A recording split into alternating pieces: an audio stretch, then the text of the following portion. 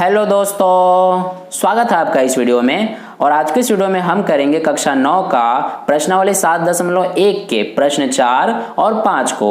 दोस्तों, इससे पहले मैंने प्रश्नावली 7.1 के प्रश्न 1 से 3 तक हल करा दिए हैं। अगर आपने वो वीडियो अभी तक नहीं देखे हैं तो इस वीडियो के लास्ट में एंड स्क्रीन में आपको वो वीडियो मिल जाएगी, वहां क्लिक करके आप देख सकते हैं। तो चलिए हम स्टार्ट करते हैं। देखिए प्रश्न नंबर 4 क्या दिया गया है हमें कि L और M दो समांतर रेखाएं हैं जिन्हें समांतर रेखाओं P और Q का एक अन्य युग्म प्रतिच्छेद करता है। दर्शाइए कि त्रिभुज ABC सर्वांगसम है त्रिभुज CDA के। तो दोस्तों, प्रश्न नंबर 4 के लिए हमें ये आकृति दी गई है जिसमें हमें कहा गया है कि P और Q ये समांतर रेखाएं हैं और इसी के साथ L और ये M ये भी समांतर रेखाएं हैं। अब हमसे कहा गया है कि इसमें जो त्रिभुज बन रहे हैं त्रिभुज ABC यानी ये वाला त्रिभुज और ये त्रिभुज CDA यानी कि ये दोनों त्रिभुजों को हमें सर्वांगसम सिद्ध करना है। तो चलिए हम इसको करते हैं। देखिए, इसको हल करने के लिए हम सबसे पहले क्या लिखेंगे कि यहाँ पर हमें कहा गया है कि L और M समांतर रेखाएं हैं जो अन्य समांतर रेखाओं P और Q को प्रतिच्छेद करती है। तो इसलिए सबसे पहले हम यहाँ पर लिख लेते हैं इसको कि L और M समांतर रेखाएं अन्य समांतर रेखाओं P और Q को प्रतिच्छेद करती है।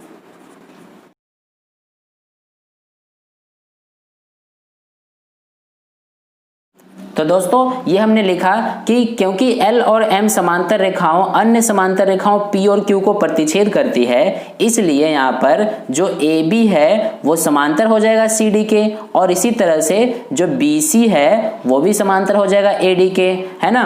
तो इस तरह से क्योंकि हमें कहा गया है कि P और Q और L और M ये समांतर रेखाएं हैं, तो इसलिए ये आपस में AB समांतर हो जाएगा CD के यानी ये इसके समांतर और BC समांतर AD के यानी कि ये इसके समांतर।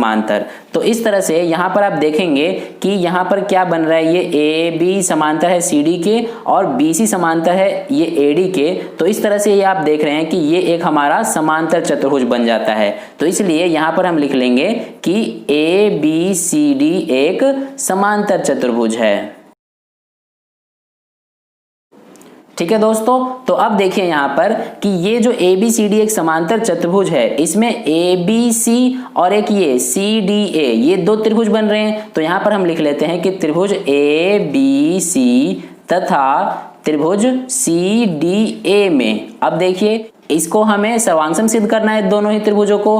तो देखिए इसमें हम सबसे पहले 3 कंडीशन ढूंढेंगे जिसकी सहायता से हम इसको सर्वांगसम सिद्ध करेंगे। तो देखिए इसमें हमें कहा गया है कि यह क्या है, एक ABCD समांतर चतुर्भुज है। तो इसलिए इस त्रिभुज में आप देखेंगे कि ABC में और ये CDA में ये जो AB है वो इस CD के समांतर हो जाता है। तो यहाँ पर हम लिख लेते हैं AB है CD के। अब इसका कारण भी हमें देना पड़ेगा, क्यों? क्योंकि समांतर चतुर्भुज की सम्मुख भुजाएं बराबर होती हैं। तो इसलिए ये हमारा AB हो जाता है CD के। तो यहां पर हम कारण लिख लेते हैं। ठीक है दोस्तों, अब इसी के साथ ये तो हमारा हो गया पहला इसमें कंडीशन। अब दूसरा इसमें देखिए कि ये AB समांतर है CD के, इसी तरह से इसमें ये AD भी तो समांतर हो जाएगा BC के। तो यहाँ पर हम लिख लेते हैं जो BC है वो भी हो जाता है AD के, क्योंकि ये समांतर चतुर्भुज पूरा है तो इसलिए इसके सम्मुख भुजा ये है तो आपस में ये दोनों भी बराबर होंगी। तो इस तरह से यहाँ पर BC बराबर AD हो जाता है। अब ये भी हमारा क्यों? क्योंकि समांतर चतुर्भुज की सम्मुख भुजाएं बराबर होती हैं। ठीक है दोस्तों, तो इस तरह से ये हो गया। अब देखिए नेक्स्ट इसमें कि हमारा ये जो पूरा एक समांतर चतुर्भुज है इसमें ये वाला कोण इस वाले कोण के बराबर हो जाएगा। क्यों? क्योंकि समांतर चतुर्भुज के सम्मुख कोण बराबर होते हैं। तो इसलिए हमारा कोण B बराबर हो जाएगा कोण D के। ठीक है, कारण क्या लिखेंगे हम कि समांतर चतुर्भुज के सम्मुख कोण बराबर होते हैं।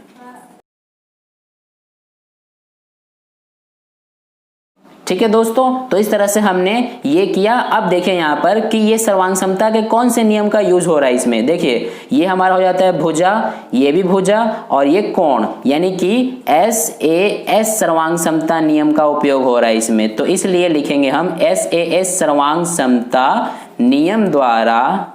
देखिए अब हमारा इसमें त्रिभुज ABC जो है वो सर्वांगसम सिद्ध हो जाता है त्रिभुज CDA के। तो इस तरह से हमारा जो है प्रश्न नंबर 4 का हल होता है। अब आप चाहें तो वीडियो को पॉज करके सेम ऐसे ही अपने नोटबुक में नोट कर सकते हैं। तो चलिए अब हम प्रश्न नंबर 5 का हल करते हैं।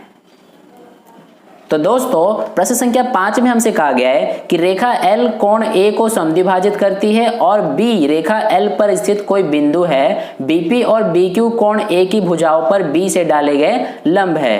तो दर्शाइए कि इसमें हमें दो भाग दिए गए हैं। पहला हमें दिखाना है कि त्रिभुज APB सर्वांगसम है त्रिभुज AQB के, और दूसरा इसमें हमें BP बराबर BQ ये हमें दिखाना है, अर्थात बिंदु B कोण की भुजाओं से समदूरस्थ है। तो दोस्तों चलिए इसको हम हल करते हैं। इसमें हमें क्या कहा गया है कि जो रेखा L है यानी कि ये वाली जो रेखा है ये कोण A यानी कि इस वाले कोण को समद्विभाजित करती है, यानी कि दो बराबर भागों में बांटती है। तो इस तरह से ये वाला जो कोण बन रहा है ये इसके बराबर हो जाएगा, क्योंकि कोण A को L समद्विभाजित कर रहा है। तो इस तरह से यहाँ पर अब हमें कहा गया है कि त्रिभुज APB सर्वांगसम त्रिभुज AQB के सिद्ध कीजिए। तो चलिए इसको हम करते हैं। तो देखिए सबसे पहले इसमें दो पार्ट दिए गए हैं। तो पहला पार्ट में हम क्या करेंगे कि इसमें देखिए त्रिभुज ये वाला APB यानी कि दो त्रिभुज बन रहे हैं, एक तो ये और एक ये। तो हम क्या करेंगे अब त्रिभुज APB तथा त्रिभुज AQB में, ठीक है। तो देखिए इसमें कोण P जो है वो कोण Q बराबर 90 डिग्री हो जाएगा। क्यों? क्योंकि इसमें हमें प्रश्न में कहा गया है कि BP और BQ यानी BP ये और BQ ये क्या हो कि A की भुजाओं यानी A की भुजा कौन सी होगी, एक ये और एक ये, इस पर डाले गए लंब है। लंब का मतलब कि 90 डिग्री के कोण बना रहे हैं। तो इसलिए कोण P हमारा यानी कि ये कोण Q के बराबर होता है जो कि 90 डिग्री का है। तो यहाँ पर हम कारण भी दे देते हैं क्योंकि ये हमें दिया गया है, ठीक है। तो इस तरह से ये हुआ। अब देखिए नेक्स्ट इसमें कि कोण ये वाला जो है वो इस वाले कोण के बराबर होगा, क्योंकि कोण A को ये भुजा L समद्विभाजित कर रही है। तो इसलिए ये वाला कोण कौन सा होगा, कोण PAB। तो कोण PAB हमारा बराबर हो जाता है इस वाले कोण के यानी कि कोण QAB के, कोण QAB, ठीक है। अब इसका भी हम कारण लिख देते हैं। क्यों? क्योंकि L कोण A का समद्विभाजक है, ठीक है दोस्तों। तो ये हमने किया। अब देखिए हमने इसमें दो कंडीशन ढूंढ लिया। अब तीसरा इसमें देखेंगे आप कि जो ये भुजा AB है वो इस दोनों ही त्रिभुज में आ रही है, इस वाले त्रिभुज में भी और इस वाले त्रिभुज में भी। तो इसलिए ये जो हमारा AB है वो बराबर हो जाता है AB के। कारण इसका क्योंकि ये क्या है, उभयनिष्ठ है, यानी कि दोनों ही त्रिभुजों में ये आ रही है, यानी कि कॉमन है। तो इस तरह से आप देखेंगे कि इसमें हम कौन सी सर्वांग समता का नियम यूज कर रहे हैं। ये कोण भुजा यानी कि AAS सर्वांग समता नियम द्वारा हमारा त्रिभुज APB सर्वांगसम सिद्ध हो जाता है त्रिभुज AQB के, ठीक है दोस्तों। तो इस तरह से हमने इसका फर्स्ट पार्ट हल किया। अब हमें दूसरे में इसमें कहा है कि BP जो है वो BQ के बराबर है। तो इसको भी हम बराबर सिद्ध कर सकते हैं, कैसे, CP/CT द्वारा, ठीक है दोस्तों। तो इस तरह से ये हमारा BP बराबर BQ सिद्ध हो जाता है CP/CT द्वारा, अर्थात कि इसमें कहा गया है कि बिंदु B कोण की भुजाओं से समदूरस्थ है, ठीक है दोस्तों। तो इस तरह से हमारा प्रश्न नंबर 5 का हल कंप्लीट होता है। अब आप इस वीडियो को पॉज करके इसको अपने नोटबुक में नोट कर सकते हैं। तो इसी के साथ हमारा प्रश्न नंबर 4 और 5 का हल कंप्लीट होता है। आई होप कि आपको दोनों प्रश्नों के हल अच्छे से समझ में आए हैं। अगर समझ में आया है तो वीडियो को लाइक कर देना, क्योंकि आपका किया गया लाइक मुझे और आगे की नई वीडियोज बनाने के लिए मोटिवेट करता है, एनर्जी देता है। और अगर आप पहली बार वीडियो को देख रहे हैं तो चैनल को सब्सक्राइब करके नोटिफिकेशन बेल आइकन प्रेस कर लीजिए, ताकि अगली वीडियो जैसे ही मैं अपलोड करूं उसका नोटिफिकेशन सबसे पहले आपको मिल जाए। और अपने दोस्तों के साथ इस वीडियो को शेयर करना ताकि उन्हें भी इससे हेल्प मिले। तो फिर मिलते हैं नेक्स्ट वीडियो में नए प्रश्नों के साथ। खूब पढ़िए, अपना ध्यान रखिए, धन्यवाद।